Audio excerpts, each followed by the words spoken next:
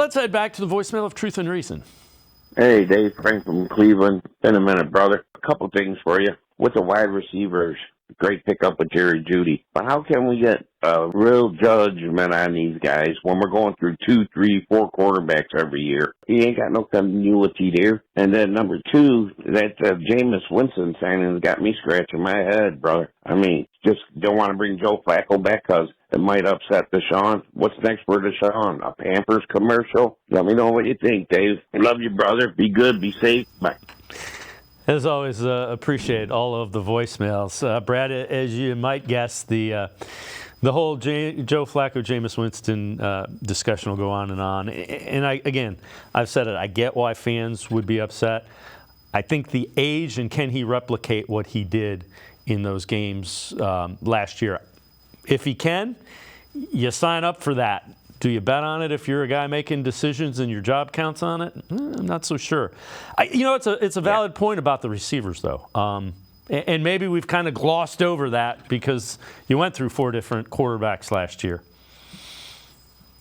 Yeah, I guess, the whole thing with receivers for me was you need a number 2. And I think that Jeudy does that, right? Like, watching him since they've made the trade, boy, is he fun to watch. He is so explosive from 0 to 10 yards. He is as explosive as a guy on the field. So he will run past you.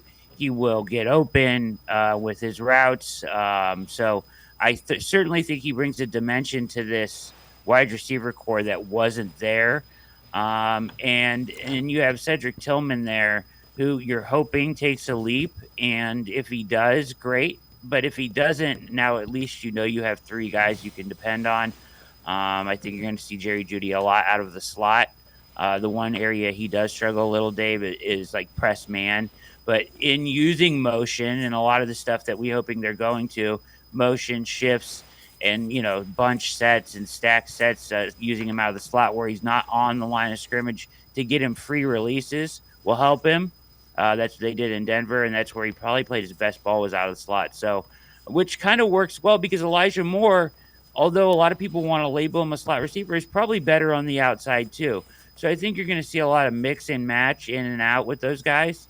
I like what they have, though, between the 3 of them and the potential that Tillman has behind them. So I really like the way that the receiver room is shaping up. They're all in contract years, which is really interesting too. Yeah, and again, both Moore and Jeudy have underperformed. I think we would agree on that. We would admit that. They're both they're still young enough. Judy's, I think, 25, and he's already been in the league 4 years. This is his 5th year. He's going into his 5th year option. So there's plenty of time for them to get it together and get it right.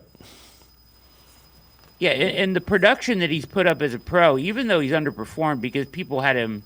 I mean, look at the guys he was drafted over, some of the best wide receivers in the league in that draft, including Justin Jefferson. So, if he, he went out and had 900-plus yards 2 years ago, right, and 6 touchdowns. That's what you're looking for in your number 2, right? So we're not asking him to come here and be all-world. We're asking him to come here and be, Robin to Amari Cooper's Batman. And certainly the relationship with him and Cooper is an intriguing aspect of this as well. A guy that he said he's modeled his game after, both from Alabama, both from South Florida. I think that if there's anybody to learn from, Amari Cooper's got to be one of the best. So certainly that will help his game as well. I love this move, especially with now that they've converted his contract as well. So, but Jeudy, I think, will fit, and he's different than anything they already had, Dave, which is a good thing to add. Yeah, and that's one of the things that at first glance you don't realize. You kind of look at him and say, isn't he similar to Elijah Moore? He really isn't.